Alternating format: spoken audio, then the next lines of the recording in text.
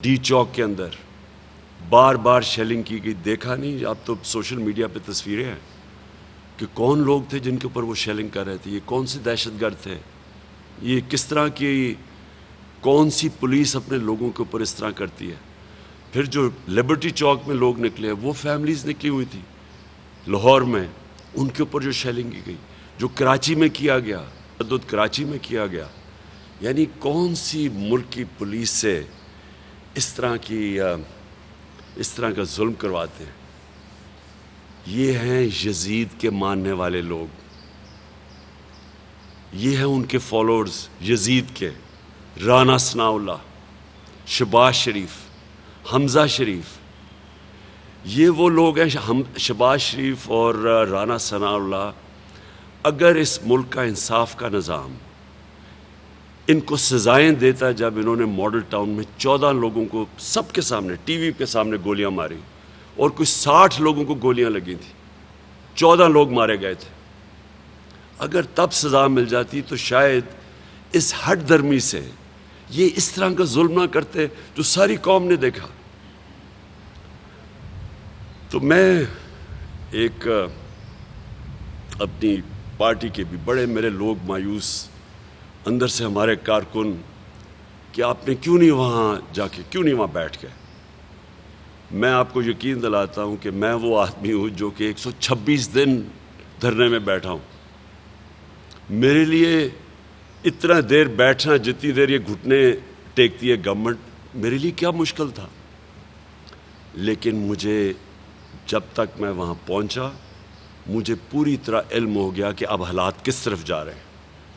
और मैं ये चाहता हूँ मेरी कौम गौर से सुने, अगर मुझे अपने मुल्क की फ़िक्र ना होती, अगर मुझे मेरे भी बाहर पैसे पड़े होते और जायदादें पड़ी होती और डॉलर्स पड़े होते और ऑफशोर अकाउंट्स होते और महलों में मैं रह रहा होता और मेरे बेटे भी बड़े बड़े ये अरबों रुपए की प्रॉपर्टीज़ में रह रहे होते, जिस तरह इनके 2 ख़ानदानों की सारी पैसे बाहर पड़े हैं, तो मुझे भी शायद फ़िक्र ना होती अपने मुल्क की। क्योंकि मुझे पता था उस दिन रात को खून खराबा होने लगा था। लोग हमारे तैयार हो गए थे, आम लोग तैयार हो गए थे, जिन्होंने वो दहशत गर्दी देखी जो पुलिस के ज़रिए करवाई गई और जो जुल्म किया गया, सब लोग तैयार हो गए थे लड़ने के लिए उस दिन रात को। हमारे लोग कई इतने गुस्से में थे जो उन्होंने वह तमाशे देखे हैं जिस तरह पुलिस ने उनसे किया है, और हर जगह पुलिस ने किया।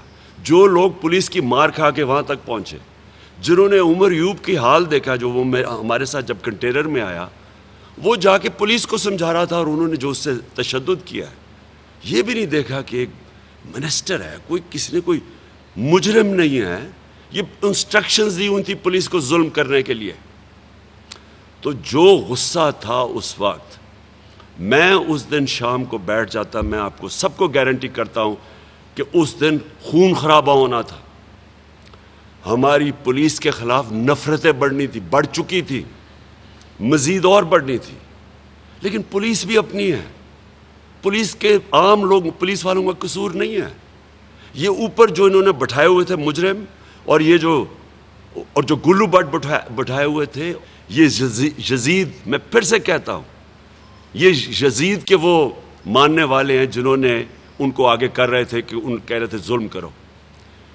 अगर वहाँ खून खराबा हो जाता, मुल्क में इंतशार बढ़ना था, मुल्क के आगे मायशत का जो हालात है वो आप उसके बाद में बात करूँगा, उसके ऊपर ये इंतशार शुरू हो जाता।